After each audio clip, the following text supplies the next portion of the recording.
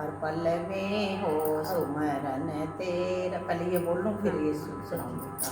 प्रभु ऐसा बना दो मन मेरा, हर पल में हो सुमरन तेरा। प्रभु ऐसा बना दो मन मेरा। ओम नमो भगवते वासुदेवाय। ओम नमो भगवते वासुदेवाय। ओम नमो भगवते वासुदेवाय। ओम नमो भगवते वासुदेवाय। ओम नमो भगवते वासुदेवाय। बोलो वासुदेव भगवान की जय। अब आप सुनिए वैशाख माह का महत्व जो कैलाश दीदी आपको सुनाएगी। बोलो वैशाख महात्म्य की जय हो। 17वां अध्याय। ब्रह्मा जी कहने लगे कि हे यम, इसमें आश्चर्य की क्या बात है। गुणवानों से ईर्ष्या करना दुख का कारण होता है और ये मास भगवान को अति प्रिय है। इसके धर्म को सुनने मात्र से अनेक पाप दूर हो जाते हैं। जो विशाख धर्म का पालन करता है और उसके गुणों का गान करता है, उस पर भगवान प्रसन्न होते हैं। हे यम, उस राजा पर मेरा कोई प्रभाव नहीं पड़ता, क्योंकि विष्णु भक्तों का अशुभ करने की किसकी समर्थ है। उनके भक्तों को जरा, मृत्यु, व्याधि आदि का कुछ भी भय नहीं होता। सेवक को स्वामी ने जिस काम के लिए नियुक्त किया है, जब तक उसमें शक्ति है किए जाए, और जब शक्ति ना रहे तो स्वामी से निवेदन कर दे कि उसी समय वह उड़ीन हो जाता है और उसको कोई दोष स्वामी का कार्य ना करने का नहीं लग सकता। अपना कर्तव्य कार्य करने में प्राणियों को दोष नहीं लगता। हे यम, तुम इस कर्म के करने से असमर्थ हो तो तुम्हारा क्या दोष है। जब ब्रह्मा जी ने ऐसा कहा तो यम अत्यंत दुखी होकर दीन वाणी से बोले, हे पितामह, आपकी सेवा से मुझको सब कुछ मिल गया, परंतु अब मुझे अपने काम पर जाने की तब तक इच्छा नहीं है जब तक भूमंडल पर यह राजा राज्य करता है। जब तक इस राजा को इस कार्य से मैं चलाएगा नहीं कर देता, मुझको विश्राम नहीं प्राप्त हो सकता। आप मेरे इस कार्य को सिद्ध कर दीजिए, तब ही मैं फिर अपना कार्य कर सकता हूँ। यम की यह बात सुनकर ब्रह्मा जी सोच में पड़ गए। थोड़ी देर विचार करके ब्रह्मा जी यम को समझाते हुए कहते हैं, हे यम, इस वैष्णव धर्म में परायण राजा का निग्रह तू नहीं कर सकता। यदि क्रोधवश तू नहीं मानता तो चल विष्णु भगवान के पास चलते हैं, जैसे वह आज्ञा करेंगे वैसा ही किया जाएगा। ऐसा कहकर ब्रह्मा जी यम को साथ लेकर क्षीर सागर में गए और निर्गुण परम यम को साथ लेकर रूप परमेश्वर आदित्य पुरुषोत्तम भगवान को सांख्य योग से स्तुति करने लगे। इस प्रकार की स्तुति पर श्री विष्णु भगवान प्रकट होकर गंभीर वाणी से कहने लगे, तुम्हारे आने का क्या कारण है। क्या तुम राक्षसों द्वारा सताए गए हो। यम का मुख मलिन, कंधे क्यों झुके गए दिखाई देते हैं। ब्रह्मा जी कहने लगे, हे प्रभु, राजा कीर्तिमान के आज्ञा के अनुसार उनके शासन में सब पद मनुष्य विशाख के धर्मों का पालन करके विष्णु पद को प्राप्त करते चले जा रहे हैं। इस कारण जब सारी यमपुरी खाली हो गई तो यम युद्ध करने के लिए राजा के पास गया और अपना दंड उठाकर राजा को मारने लगा। आपके सुदर्शन चक्र ने इनको पराजित कर दिया। अब यह दुखी होकर मेरे पास आया है और हम आपके भक्तों को दंड देने की समर्था नहीं रखते हैं, इसलिए आपकी शरण में आए हैं। इसलिए हे महाप्रभु, आप राजा को दंड देकर यम की रक्षा कीजिए।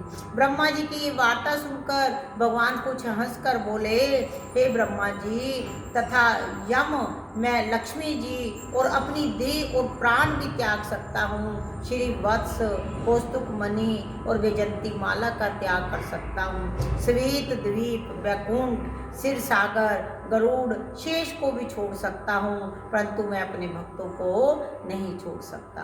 आप ये सोचिए कि जिन्होंने मेरे लिए सब त्याग दिया और अपनी आत्मा मुझ में ही लगा दी, मैं उनको कैसे त्याग सकता हूँ।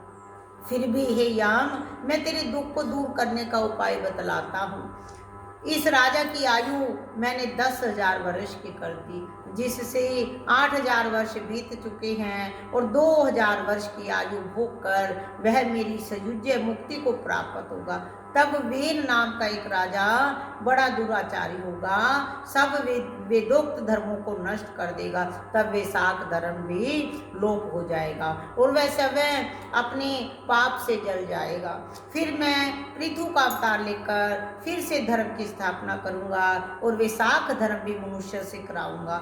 जो मेरा भगत जिसने मुझ में ही अपना ध्यान लगा दिया है और सर्व सब त्याग दिया है, वह कोई हजारों में से एक ही होता है और उसका ही विशाख युक्त धर्म कहना चाहिए। बहुत थोड़े मनुष्य पृथ्वी पर मेरे इस धर्म को जानने वाले हैं। अब हे यम, तू किसी प्रकार से दुखी मत हो, तेरे काम की सिद्धि हो जाएगी। यह राजा तेरा भाग भी देगा। अपने अपने भाग को ग्रहण करने वाला दुखी नहीं होता।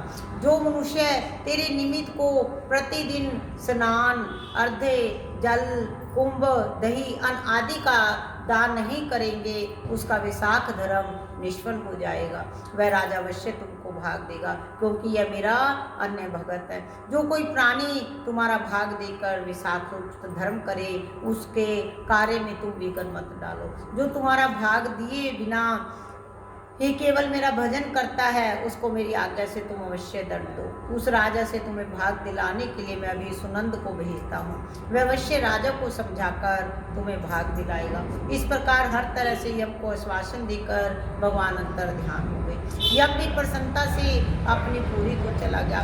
भगवान की आज्ञा से जैसे सुनंद ने राजा को समझाया, सभी ने विशाख मास के धर्मों में यम को भाग दिया। इसलिए विशाख मास में प्रतिदिन यम के निमित्त स्नान, अर्घ्य आदि करना चाहिए, नहीं तो वैशाख के सब कार्य निष्फल हो जाते हैं। वैशाख की पूर्णिमा को सबसे पहले यमराज के निमित्त जल घड़ा, दही, अन्न दान करना चाहिए। पितरों और गुरु के निमित्त पश्चात भगवान के निमित्त शीतल जल, दही, अन्न, तांबूल, दक्षिणा, फल कांस के पात्र में रखकर अर्पण करें। इस प्रकार राजा अपनी समस्त आयु को भोग कर जब वह राजा वैकुंठ को चला गया, तो वीर नाम का महापापी नीच राजा हुआ। उसने सब धर्मों और वैशाख के धर्मों का विलोप कर दिया। बोलो वैशाख महात्म्य की जय हो।